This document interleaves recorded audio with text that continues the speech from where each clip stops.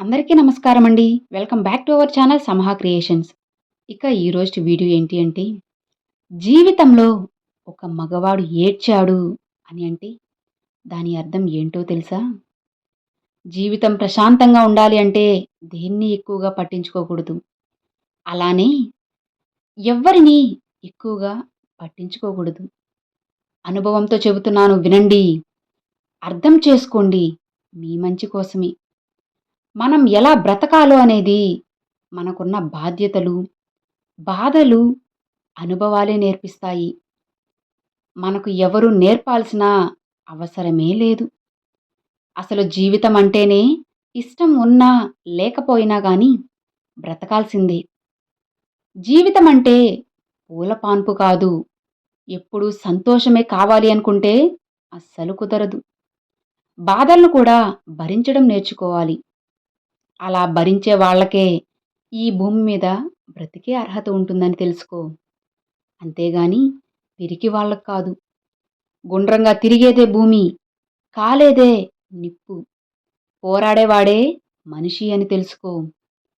అసలు నువ్వు నిజంగా మనిషివైతే జీవితంతో పోరాడు.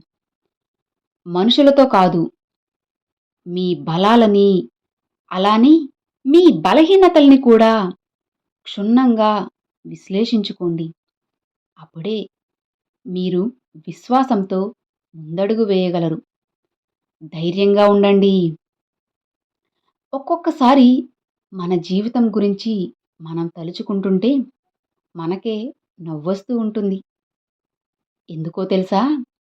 అసలు నేను నా జీవితంలో ఎన్ని భరించానో, ఇప్పటికి ఎన్ని భరిస్తున్నానో, ఇంకా ఎన్నెన్ని భరించాలో అని అనుకుంటూ ఉంటారు.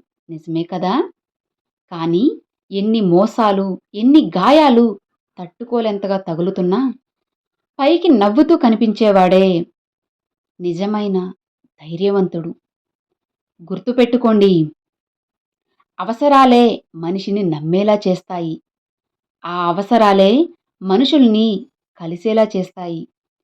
ఇక్కడ అవసరమనేది లేకుండా ఏదీ జరగదు. నిజమే కదా? ఎవరి గురించి నీకెందుకు చెప్పు? మీరు ఎప్పుడైనా ఇలా అనుకున్నారా? వయసు పెరిగే కొద్దీ సమస్యలు కూడా పెరుగుతాయని. కానీ అదే నిజం. కాదంటారా మీరే చెప్పండి? మీ గతం గొప్పది కాకపోవచ్చు. కానీ గతంలో నేర్చుకున్న పాఠాలు మాత్రం ఎంతో గొప్పవి.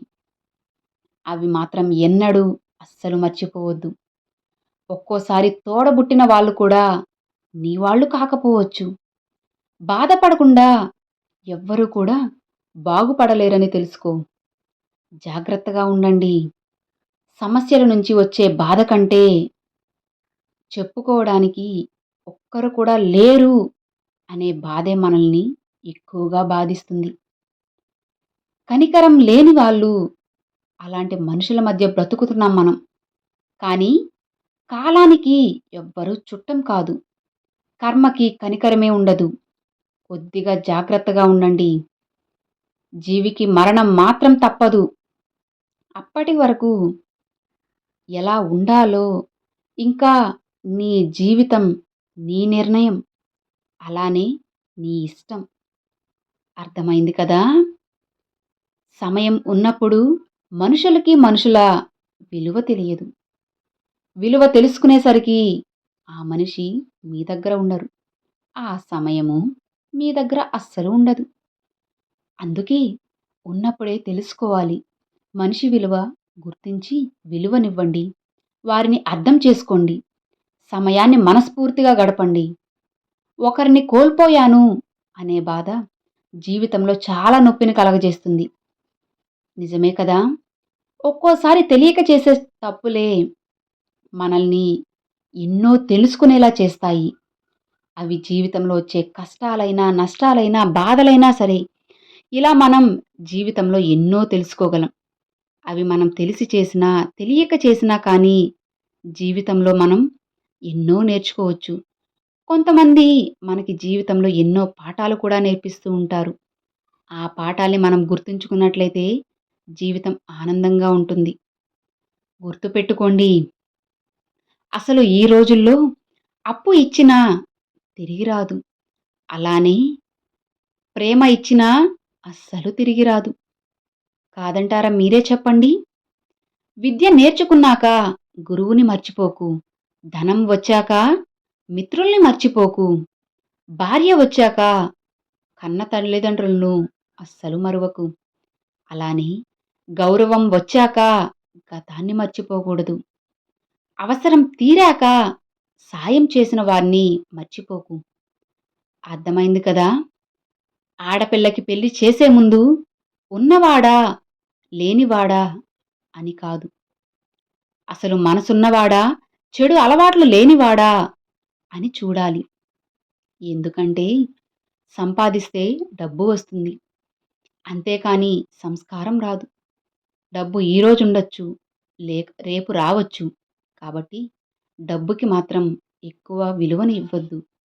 మంచి మనసుకి, మంచి మనుషులకే ఇవ్వండి.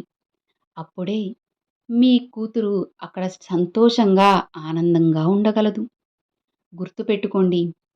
అసలు ఎవరు ఏంటి అన్నది నీకనవసరం. ముందు నువ్వేంటి అన్నది తెలుసుకో. దాని గురించి నువ్వు క్షుణ్ణంగా ఆలోచించుకో. నీ గురించి నువ్వు పూర్తిగా తెలుసుకోలేకపోతే, ఇంకా వేరే వారి గురించి నీకు ఏం తెలుసని వారి గురించి మాట్లాడుతూ ఉంటావు చెప్పు? ఒకరి గురించి మాట్లాడే హక్కు నీకు అస్సలు లేదు. మూర్ఖులతో వాదన ఎలా ఉంటుందో తెలుసా? అది మన బుగ్గ మీద వాలిన దోమని చంపడం లాంటిది. దోమ చచ్చినా, చావకపోయినా కానీ మన చెంపలు వాయించుకోవడం మాత్రం ఖాయం. నిజమే కదా? మీరు నిద్రపోతున్న సమయంలో కూడా డబ్బు సంపాదించే మార్గాన్ని కనుక్కోలేకపోతే మీరు చనిపోయే వరకు కూడా పని చేస్తూనే ఉండాలి. ఎప్పుడూ ఒకే ఆదాయంపై ఆధారపడకండి. రెండో సంపాదన కోసం మీ ఆలోచన అనే పెట్టుబడిని ఇప్పుడే పెట్టండి. ఏ మాత్రం కూడా ఆలస్యం చేయొద్దు. నువ్వు నమ్మిన పనిని నిజాయితీగా చేసుకుంటూ పోతే ఏదో ఒక రోజు నువ్వు కోరుకున్న స్థాయిలో నీ యొక్క కష్టమే నిన్ను ఒక రాజులా నిలబెడుతుంది. నీ ఓపిక, అలానే నీ యొక్క సహనమే దానికి పెట్టుబడి అని తెలుసుకో. బ్రతకడం అంటే ఎలాగైనా బ్రతికేయొచ్చు. కానీ నీతి, నిజాయితీగా బ్రతికితేనే ఆ బ్రతుకుకి ఒక అర్థం ఉంటుంది. అలానే ఆ మనిషికి విలువ ఉంటుంది. జీవితంలో ఏడ్చే మగవాడిని నమ్మకూడదు అంటారు. కానీ అది అసలు ఎంతవరకు నిజమో తెలియదు కానీ, మనసున్న ప్రతి మగాడు కూడా ఏదో ఒక సందర్భంలో బాధ కలిగినప్పుడు తప్పకుండా ఏడుస్తాడు అనేది మాత్రం పచ్చి నిజం. కోల్పోయినంత మాత్రాన చెడ్డవాడు కాదు. ఉన్నంత మాత్రాన మంచివాడు కాదు అని తెలుసుకో. ప్రతి దానికి కూడా నడిపించే కారణం తప్పకుండా ఒకటి ఉంటుందని గుర్తుపెట్టుకో. మనిషికి ఉన్న 2 అద్భుతమైన వరాలు ఏంటో తెలుసా? తన మరణం ఎప్పుడో తనకు తెలియకపోవడం. అలానే తనతో ఉన్న వ్యక్తులు తన గురించి వాళ్ళ మనసులో ఏమని అనుకుంటున్నారో తెలియకపోవడమే అసలైన వరం. ధైర్యంగా ఉండండి. అంతా మంచే జరుగుతుంది. అర్థమైంది కదా? Thanks for watching friends.